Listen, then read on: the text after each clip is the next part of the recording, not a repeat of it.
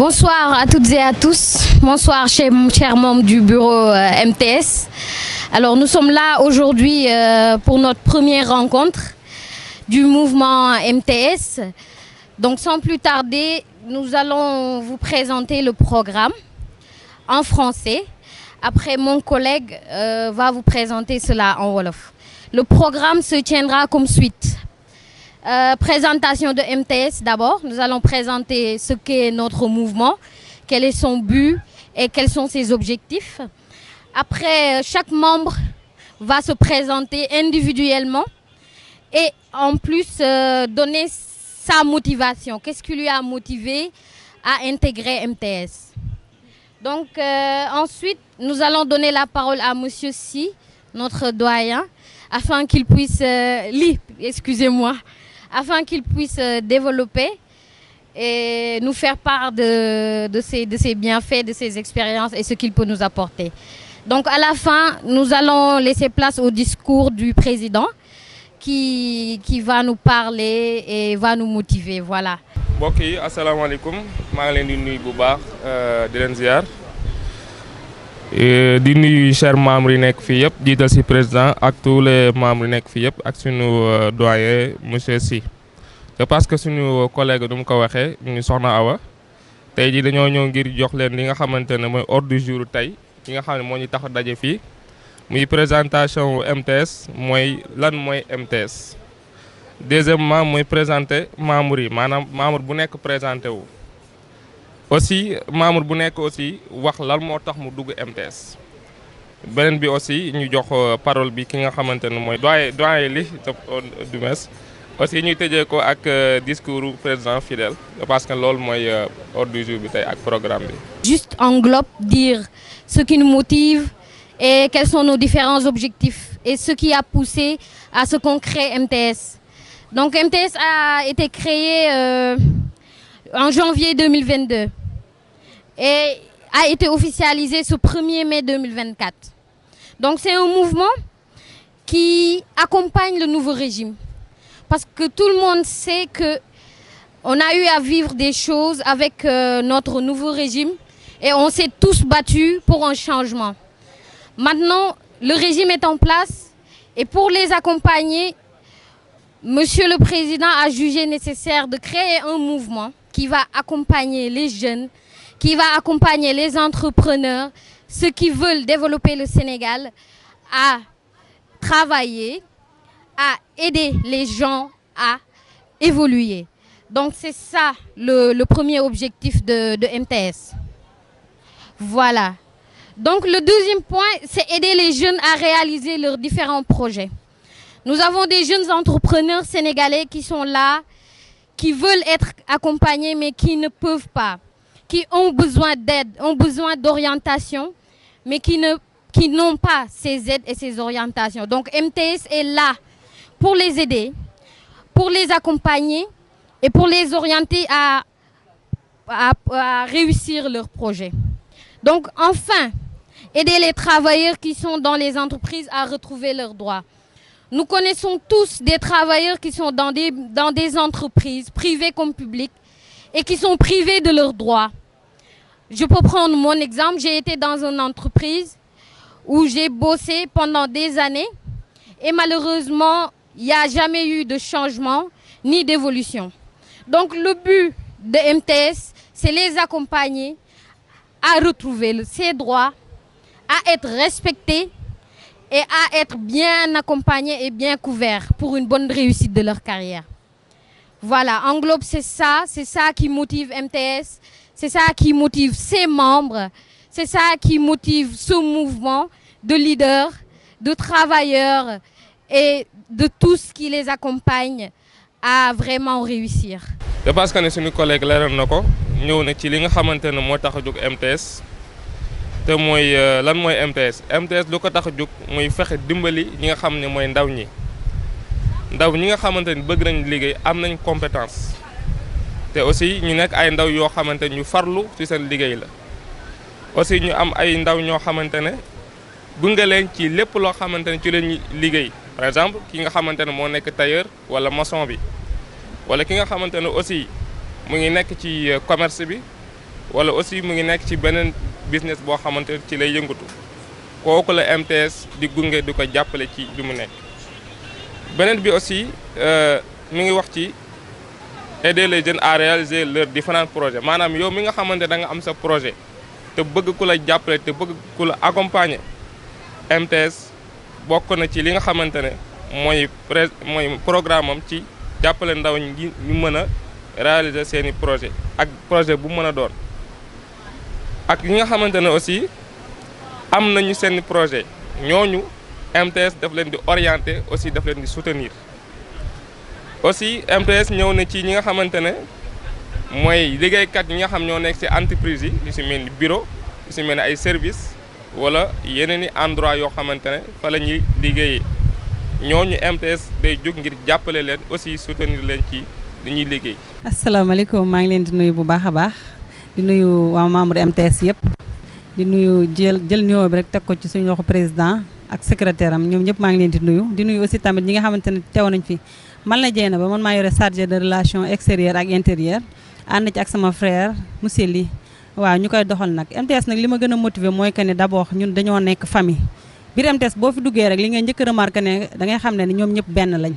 waa ci wàllum social ci wàllum liggéey jàppalante si biir ci waxtaanee lépp lu ñuy waxtaan aussi tamit mu nekk lu dëggu ci ñun waa ñu booloo nekk benn MTS d'abord dama naan leen rek ku ci dugg rek déjà rek bokk nga ci famille bi loolu moo ma gën a motiver aussi tamit bi ma ci duggee tamit rëccu ma ko benn yoon. MTS c'est une famille d'abord fii MTS ñu ñëpp benn lañ macha allah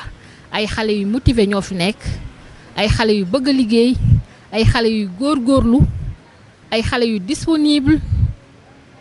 man daal macha allah laay wax ci MTS. on est une famille on est bien soudés ñu ngi xàccandoo di dóorandoo te loolu mooy mouvement di dimbali jeunes yi nag. loolu moo ñu tax a jóg parce que fii ku nekk am nga fi sa wàll benn jour dafa am ko ma woon na ma si dama bëgg a intégrer MTS waaye awma liggéey ma ne ko non non MTS ñii am liggéey ñii amul liggéey ku ci nekk yaa ngi ci biir ku ci nekk war nga cee gis sa bopp lii mooy MTS c'est le mouvement travailliste du Sénégal di leen jaajëfal di leen gërëm di leen remercier ci teewaay bu aussi tam. MTS nag c'est un mouvement de jeunes. boo xamante ni dara ñoru leen lu dul le développement de leur localité alors kii di développement nag mënoo ko def te doo ci boole ay ndaw te booy xool MTS la majorité yëpp ay jeunes lañ donc doon aussi avant tout d'abord doon ay patriotes bokk ci ñi nga xamante dañoo doon def combat ba tey aujourd'hui ñu accéder ci nguur gi alors ñoom duñu croiser les bras dañuy jóg ànd ak le pouvoir jàppale ko pour la réalisation de leur projet. ku wax mouvement des travailleurs li mu sumb bari na parce que travailleur bi li muy soxla bari na te aussi tamit comme ku wax développement day commencer ci yow lay commencer en primo donc ce qui veut dire que moo tax ñu commencer doxal mouvement bi démarrer ndoo bon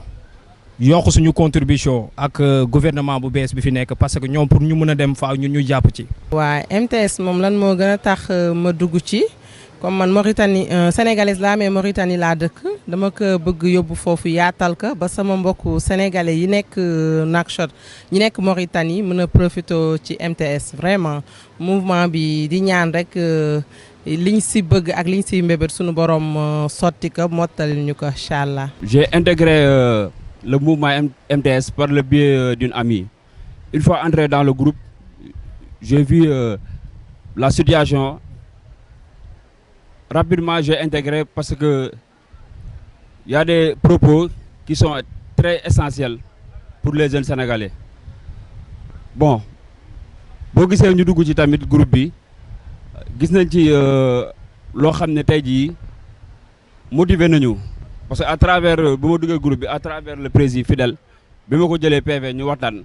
rapidement xam naa fi mu jëm te xam naa ambition am ci li muy débat ak li muy wax ñu gis ci suñu bopp looloo tax ñu intégré bàyyi suñu yite yëpp parfois dugg ci groupe bi di participer. MTS moom famille la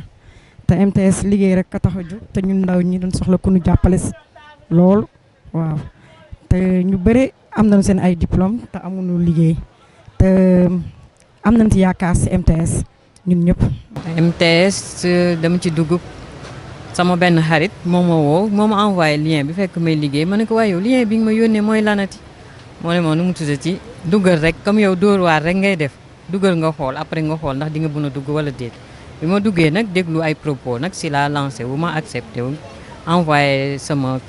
kii pour dugg adhéré si groupe bi mais daal ak attente yi ma ci xaar daal moom yaakaar naa ni daal dinañ ko mën a am ndax li ma fi gis dal na sama xel. MTS nag dañ see soxla changement yu bari si réew moo tax ñu dugg si d'abord jeunes yi dañoo nekk di toog rek si koñ yi liggéeyu ñu def ñu dara te yaakaar naa ne instant bi soxla nañ ku ñu jàppale même bu fekkente ne gouvernement mënul def lépp mais ñun ñu def le premier pas li si des ñu teg ko si loxoy yàlla te yaakaar naa ne bu ñu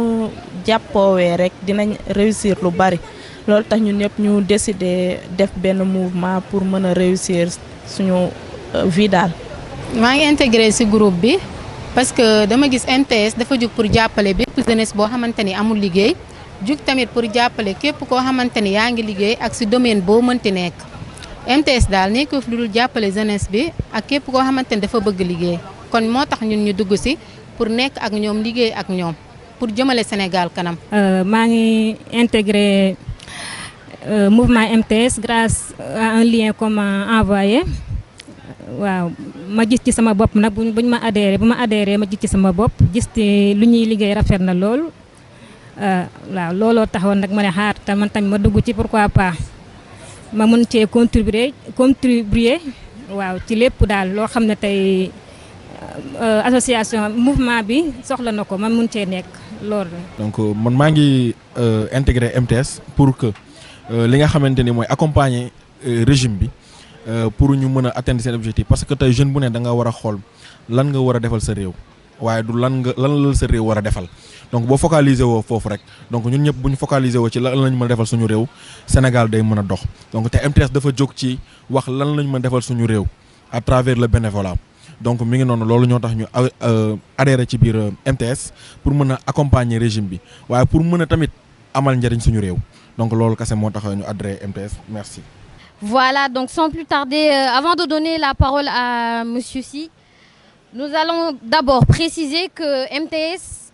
en est presque à 500 membres. Donc ceux qui sont présents là aujourd'hui ne font même pas les 1%. Nous tenons aussi à préciser que MTS est présent dans plusieurs régions, à savoir Thiès, Dakar, Ziguinchor, à Touba, Saint-Louis. Il y a aussi MTS Diaspora. Kolda, Kaolack, Louga, Matam, Diourbel et Fatick. Donc MTS, on peut dire que c'est pas un petit mouvement, vu qu'un mouvement qui fait presque 500 membres en est un grand quand même. Donc voilà, donc sans plus tarder, nous allons donner la parole à Monsieur Ly. Moi, c'est Madiagne Ly. Je suis membre entier du mouvement MTS. Alors, le MTS, c'est un mouvement qui regroupe beaucoup de jeunes. Dans les 45 départements du Sénégal, donc le MTS a des membres là-bas. Donc, ceci dit que c'est un mouvement conscient et gëm li ñuy def te pare aussi pour jàppale réew mi. Alors, su ma nee jàppale réew mi, d'abord, nous sommes tous des patriotes, donc bokk ci parti bi en quelque sorte. Bokk ci combat yi weesu alors bi ñu paree ba yàlla def ni pouvoir bi parti bi jël na nguur gi on va pas rester les bras croisés donc le MTS a choisi de faire quelque chose pour le parti parce que aujourd'hui nous savons que le Sénégal plus de 75% tous c'est des jeunes donc il y a pas mal de jeunes yoo xamante aujourd'hui tey amuñu liggéey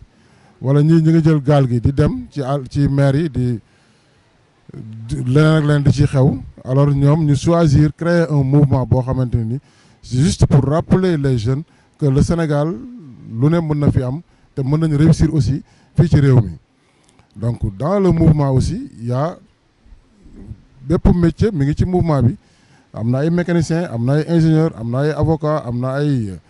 architectes am na ay cultivateurs donc ceci dit que ni l'MTS ñàkkul dara maintenant aujourd'hui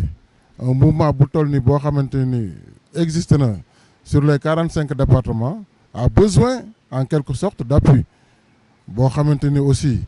le pouvoir bi ñu jàkkaar lool donc moom tey on lui tend la main à ce que mu gëstu la jeunesse rawatina MTS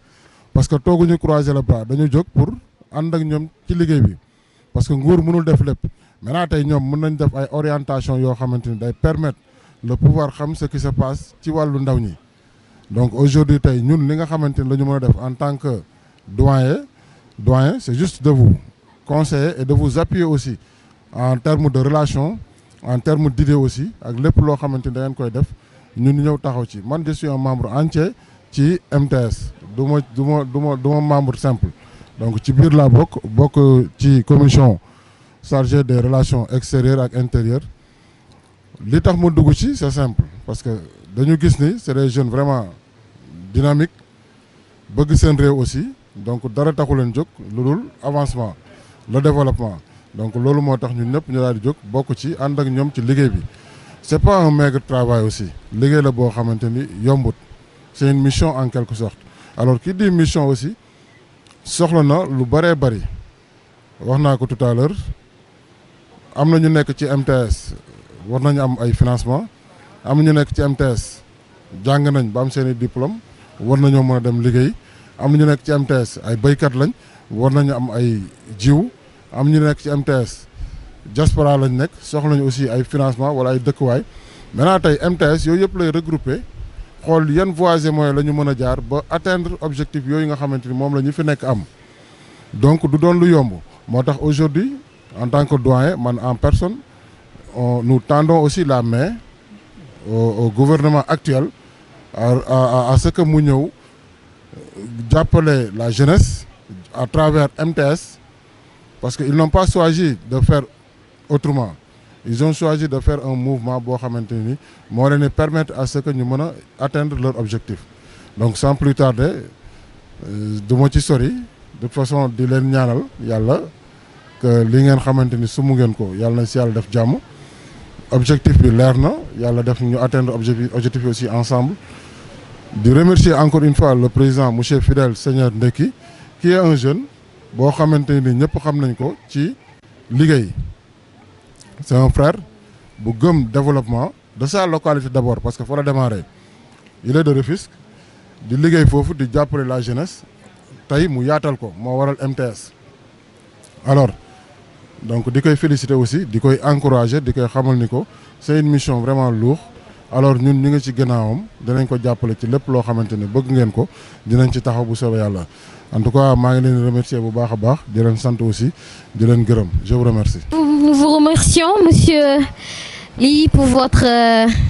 contribution qui a été très riche et qui va certainement nous aider et nous motiver aussi. Donc nous allons laisser la parole à notre président, notre cher président, monsieur Ndeki, un jeune dynamique, dévoué à sa nation, très très très correct, qui aime son pays, vraiment un patriote, qui aime la jeunesse, qui aime aider, un grand cœur vraiment. Donc nous allons lui laisser la parole, il va se présenter, nous donner aussi son avis et ce qui l'a motivé vraiment à créer ce grand mouvement. maa ngi jaajëfal gaa yëpp ñi fi nekk ak ñi fi nekkut di am mbégte aussi tamit si les belles témoignages yi fi jot a jàll et aussi tamit di sant di gërëm le peuple sénégalais parce que ñun lépp lu ñu am rek Sénégal moo ñu ko jaral daal do aussi tamit di ñaanal ñi nga xamante ne amuñu woon possibilité pour teew parce que mouvement bi comme ni ko mademoiselle Awa waxee c'est un mouvement qui est déjà éparpillé dans toutes les régions même dans la sous-région aussi donc di jaajëfal ñëpp ak membres yi nga xamante ne war nañ bokk te accès guñu parce que lu ñu wax rek ñun dañoo woote rek waaye xaaruñu kenn et vraiment aussi déglu naa témoignage fi nekk te xam naa gars yi mënuñu développer li nekk ci dënn yi moo tax ñu def ko ci résumé rek voilà avant tout nag man je me nomme Fidèle Seigneur Ndeki Bampoki je suis architecte de profession et entrepreneur aussi donc comme li ñu wax rek parce que nit ku nekk rek da ngay nattee sa bopp ci ñëpp parce que boo natee sa bopp si ñëpp rek da ngay jàpp ni xëy na li la métti moo métti ñëpp li la neex moo neex ñëpp tey lii ñu motiver nag pour ñu war a mën a créer MTS dafa nekk loo xamante ne dañ dund benn moment boo xamante ne dañ jàpp ni métti na lool nga jàng am say diplôme maanaam bëgg a teral parents yi mu jafe lool ci réew bi ñu nekk man tamit ma am motivation ma ne pourquoi pas ñu dajale ñun jeunes yi nga xamante ne on est ambitieux et engagé parce que réew boo gis rek am na ñu am engagement ak dévouement boo xamante ne xëy na amuñu fenn fu ñu ko mën a exprimer loolu nag moo tax ma jëlee foofu source de motivation donc MTS ñu ngi ko créé en 2022 mais dañ ko créé di si xalaat mais puisque avec les tensions politiques ma ne woon bàyyi ñu def ko stand-by ba après l'installation du nouveau régime parce que dañu amoon gëm-gëm que ni ki ce régime va changer et il y aura un régime qui serait conforme avec nos idéaux yàlla def na loolu am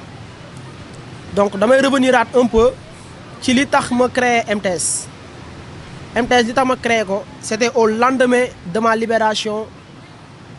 en 2021 après mon arrestation parce que j'ai été arrêté en défendant les causes d'un ex-opposant qui était engagé à vouloir se sacrifier pour ce peuple sénégalais et je me suis jugé que cet homme de sa grandeur ne doit pas être plus loyal que nous-mêmes loolu moo taxoon ma engagé wu woon ci combat bi mais en combattant juste pour une génération future mais pas pour une personne bon loolu noonu après à notre sortie ma ne man il faut ma teg ay jéego pour won ni ki xeexaluñu pour benn jëmm mais dañuy xeexal pour toute une nation et je peux citer le premier ministre Ousmane Sonko mi nga xamante ne il a motivé toute une génération il a éveillé toute une génération bien vrai que nag duñu ne duñ def politique mais dañuy ne on fait de la politique pour l'intérêt de notre jeunesse loolu moo tax ñu créer MTS bëgg a régime bi nga xamante ne moo nekk en place kii on s'est battu corps et âme depuis le début jusqu'à la fin ñu ne aussi comme xeex nañ tey ba yàlla jox ñu lu ñu war a jox maanaam li ñuy wax ñu ne sa kilifa boo ko xeexalee ba mu jot waaw pareel nga takk tubee nag fas yéene nga wan ni ki MTS dina taxaw pour ñu respecter seeni droits parce que l'aliénation de l'homme dafa war a jeex te gëm naa ni avec MTS ça va s'éradiquer te dinañ ci xeex dinañ ci taxaw di gërëm ñëpp nag di jaajëfe ñëpp di xamal ñi fi nekk ak ñi fi neewul que MTS woote la am mais xaarewut ci yoon lañ nekk on a la conviction que ni ki dinañ arriver à destination te destination bi lenn la mooy MTS va créer des richards parmi eux li ñuy wax rek nee nañ boo nekkee ci kër fexeel ba ñëpp am loolooy tax nga am kon nag mënuñu nekk MTS ñii di am te ñee duñu am dañoo bëgg MTS mu créer des milliardaires comme des millionnaires parce que ay hommes d'affaires ñoo fa nekk ak des femmes d'affaires di rafetlu nag ak di remercier MTS féminine bi nga xamante ne jigéen ñi ñoo fa nekk di def liggéey bu mucc ayib di sensibiliser di financer seen bopp yombul nag xaaruñu kenn ci leen nag mais dañu bëgg tout simplement Sénégal àdduna xam ne y a des jeunes dévoués yu taxaw pour accompagner la jeunesse sénégalaise mais ci naka maanaam ci dignité gëm sa bopp ñàkk jariñu MTS loolu la woote ci kaw loolu nag ñuy tàllal loxo le régime en place mu gëstu ndaw ñi gëstu jeunesse bi parce que jeunesse bi espoir moo tax ñu xeexal leen muy métti muy naaj ñu ngi woon ci tali bi ñu ngi woon ci mbedd yi juste pour tey mu am justice bi mooy lan mooy maanaam rongoñu baadoola bi bàyyi siim coroy buur donc ci loolu lañ nekkoon te mosuñu si teggi tànk tey dañuy féexal suñu xol di defal suñu xol parce que dañu am benn soulagement maanaam li ñu doon xeex atteindre nañ ko waaye lan moo des waaye ñi nga xamante ne xeexal nañ leen waaye nañ leen dooleel teg leen loxo ñan ñoo leen di teg loxo mais ñun jeunesse bi la ma bëgg nag autorités yi ñu ñëw gëstu jeunesse su MTS saa yi suñu leen tàllalee loxo nag ngeen am grandeur ak volonté wu recevoir ñu waxtaan ak ñu mën a xam suñuy projet lan la. Donc merci le président pour vos paroles si sages et si riches pour un jeune. Donc sans plus tarder, nous allons donner la parole à notre compatriote de la communication. Il va un peu développer en wolof aussi. Je pense que ne tënk nañ ko comme ni ko monsieur Fidèle waxee c'est parce que dañoo dund maanaam dañoo nekkoon Sénégal boo xamante ne Sénégalu dictature la maanaam kenn amul sañ-sañu wax sa xalaat nit sax da ngay gis dara sax nga bëgg ko wax ñu jàppale tëj ci kaso ndax lan injustice. tey jii jeunesse bi fi daje wala yazim li nekk fii nii MTS mën nañoo sax créer leneen loo xamante ne mën naa évoluer jeunesse bi fi nekk parce que jeunesse bi fi nekk dañoo compétent déjà da ngay romb rek ci LONASE yi loolu ci ay jeunesse ñoo xam dañ faa fees dell ngir lan ngir rek bëgg liggéey waaye amuñu ay solution MTS nag jug taxaw ne leen loolu lii ngeen bëgg a def dafay dagg parce que lan lay yéen jeunesse bi da ngeen am yaakaar ci réew mi aussi seen waajur daf leen yaakaar loolu nag moo waral tey MTS jug taxaw ngir jàppale ndaw ñi jàppale jeunesse bi tey itam jàppale ndaw ñi ci seeni projet ndax kenn ku ne am nga koo xamante ne si kooku mécanicien la wala tailleur bi wala ki nga xamante ne moo nekk si pêche bi wala agriculture bu mu mënti doon MTS day ñëw jàppale la ci la ngay yëngatu waaye aussi MTS ñëw financé la ci li ngay yëngatu waaye yow mi jeunesse bi nag yaa war a xam ne li la tax a jóg sa réew nag boo bëggee avancer da ngay concentrer say projet xam ne man mii am na lu ma tax a jóg si réew mi. ñun MTS ci lu ñu nekk dafa nekk loo xam ne lu dëggu la te aussi maa ngi ciy woo jeunesse bi yëpp maa ngi ciy woo képp koo xamante ne tey jii yow liggéey soxal na la te aussi bëgg nga développer sa réew te aussi bëgg nga gis sa bopp ci réew mi MTS mun lay tàllal loxo ak compétence boo mën a yor ak liggéey boo mën a yor ak business boo mën a yor ñëw ngir MTS jàppale la dooleel la. ba nga gis sa bopp ci réew mi ba nga gis sa bopp aussi ci MTS parce que MTS nekk lu fi jeunesse bi yëpp ñëpp ci lañ bokk paa yeeg maire yeeg ñëpp góor jigéen mag ak ndaw ñëpp ci lañ bokk kon ñu ngi ci woo ñëpp di jaajëfal ñi nga xamante ne ñoo fi nekk muy président di jaajëfal aussi Soxna Awa ak tous les membres yi nekk fii yëpp ba si suñu doyen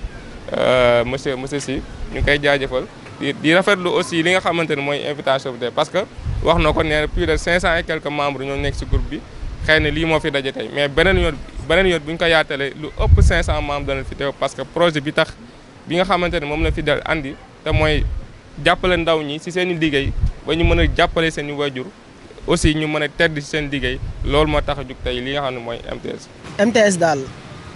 dafa nekk mouvement boo xamante ne ci définition c'est le mouvement travailliste du Sénégal maanaam mouvement bi. boo waxee travailliste génnewu ci sax président bi donc man am naa yaxin ni ki président bi sax war na ci mën a nekk membre parce que moom liggéeykat la kon mouvement bi ñëpp a ci bokk képp kuy liggéeykat bokk nga ci. ma bëggoon tamit na faire comprendre les gens que ni ki MTS yi nga xamante ne moo nekk dans les différentes régions décidé nañ ne. dañ bëgg après tabaski bi organiser des 72 heures dans toutes les régions donc chaque MTS dina jël benn période boo xamante ne c'est pour faire une 72 heures boo xamante ne y aura un programme bien ficelé qui concerne aussi aux travailleurs et aussi à montrer le civisme de tout un chacun parce que je pense que esprit bi nekk ci MTS mooy l'esprit du civisme sellal comme ce nouveau régime nu mu ko waxee mu ne jubal jubbanti ñu nit ñuy incarner le civisme maanaam setal ba pare di sellal moo tax ñu ne dañuy programmer dans toutes les MTS régionaux ñu créer des 72 heures yoo xamante ne MTS Dakar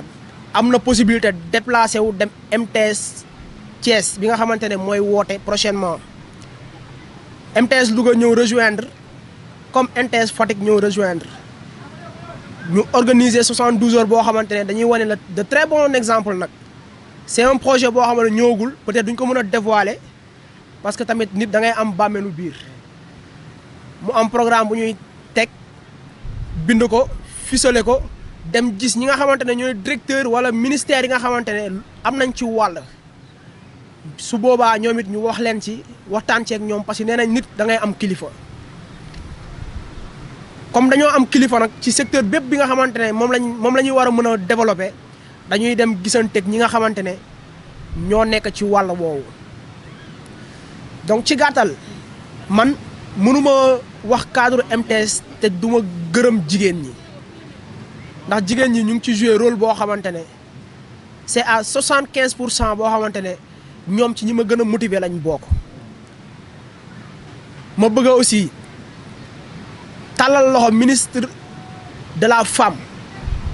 mu gestu jigéen ñi xam ni jigéen mooy defar société su société baaxee rek daa fekk jigéen ñaa baax kon gàcce ngaalaama le peuple sénégalais gàcce ngaalaama sunu jigéen ñi ak sunu yaay yi bëggoon tamit ñu jàppale leen ci seeni projet parce que jigéen boo gis am na projet te projet bi lan la teral njaboot gi te njaboot goo gis projet am lan la teral waajur yi kon boo dimbalee yaay rek dimbali nga njaboot moo tax may tàllal loxo di adresser ministre de la femme direct ñun tàllal nañ ko loxo pour sunu ay jigéen bëggoon aussi tamit wax gaay ne leen MTS bi ñuy waaj a fi ñuy waaj a jublu ci ay programme mooy dañuy waaj a def tournée nationale bi nag dafay dépendre ci coordonnateur MTS yi naka la ñuy organiser woo bu ñu jàppee seen mois décidé ne ñu décidé nañ MTS ñu ñëw recevoir ñu pendant 72 heures on est là on est prêt on a dit le don de soi bi ñu tàmm ci Pastef ñun moo nekk suñu deret te moom la ñuy wóyee te Pastef dañu fekk ci don de soi kon moom la ñuy woowaat ñëpp képp ku nekk membre MTS ak koo xamante ne yaa ngi ciy waaj a ñëw ñu ngi lay ñaan nga ànd ak détermination xam ni projet bi même à 5 dañuy àgg fu ñu jëm moo tax ñu ne woote am na mais xaare amul di jaajëfi ñi nga xamante ne tey ndeysaan ñu ngi ci seen téléphone bëgg a xam lan mooy daw biir MTS à l'heure actuelle xam nañ ni seen xel ak seeni xalaat lépp mu ngi fii mais jàppaleen ni ñu nit fees ngeen suñuy xol ba vide bu ñu gis rek dañuy yaakaar ni fii ngeen waroon toog bu amul tey gëm nañ ni dina am ëllëg di jaajëfal ñëpp di gàttal wax ji aussi di bàyyi ki nga xamante ne tamit mooy responsable féministe yi mu am tamit lu mu ci développé. waaw donc damay taxaw rek fi nga xamante ne moom mooy MTS féminine nag jigéen ñu ngi def liggéey bu am solo boo xamante ne daanaka bu ñu toogoon fi di ko wax fii ba gannaaw suba sax liggéey bi du jeex MTS féminine dañuy jàppalante ci seen biir dañuy jàppalante leen naka la mooy dañuy def genre cotisation boo xamante ne dañ koy def ci kees gi soit muy samedi lu ci ëpp samedi yi lañ koy def parfois mu mot 100000 des fois mu mot 200000 su ko defee ci biir MTS dañuy xool koo xamante ne am na yenn jafe-jafe yi soit mu nekkoon doon liggéey wala mu amoon projet commencé dara mu daanu léegi ci biir loolu ci la ñuy jël somme boobu jox ko waaye ci biir day am suivi kon ça veut dire que ñun biir MTS féminine am na yu bëree bëri yoo xamante ñu ngi ciy jàppale suñ biir ko loo xamante ne xaaruñu ci kenn ñun jigéen ñi ñoo koy defal suñ bopp tey ji nag suñ gisoon koo xamante ne ñoo jóg na pour ñoo jàppale ñu tamit dañ ciy kontaan bu baax a baax waaw parfois aussi tamit ñu gis maire yoo xamante dañuy sonn ci biir MTS féminine dañuy jàppalante ci suuf ba nga xamante kenn du koy yëg ñu dem jàppale ko gis koo xamante am na ay jafe-jafe ci biir ñu jàppale ko ci kaw loo xamante ne kenn du ko yëg kon nag ñu ngi woo ñëpp ci biir MTS féminine di wax bonne volonté yëpp ñu ngi leen di woo ñun jigéen dañu jóg pour liggéey ànd jàppaloo suturante li suñu biir di jàppalante suñu biir donc ñu ngi woo ñëpp nag képp koo xam ne ñëw nga pour jàppale ñu tàllal nañ la loxo képp koo xam ne ñëwoo aussi tamit ñun dañu fekk ni li nga xamante ne moom la ñuy woote ñun ñu ngi ci biir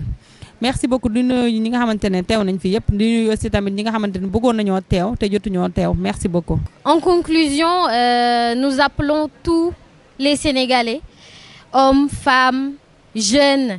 grands, petits, à intégrer MTS, à aider les jeunes, à aider les Sénégalais à évoluer, à entreprendre et à travailler. Donc nous vous remercions tous pour votre présence et on se donne rendez-vous une prochaine fois. J'espère que ça sera beaucoup plus, les membres seront beaucoup plus présents, Inch'Allah. Donc merci à tous et on se dit au revoir.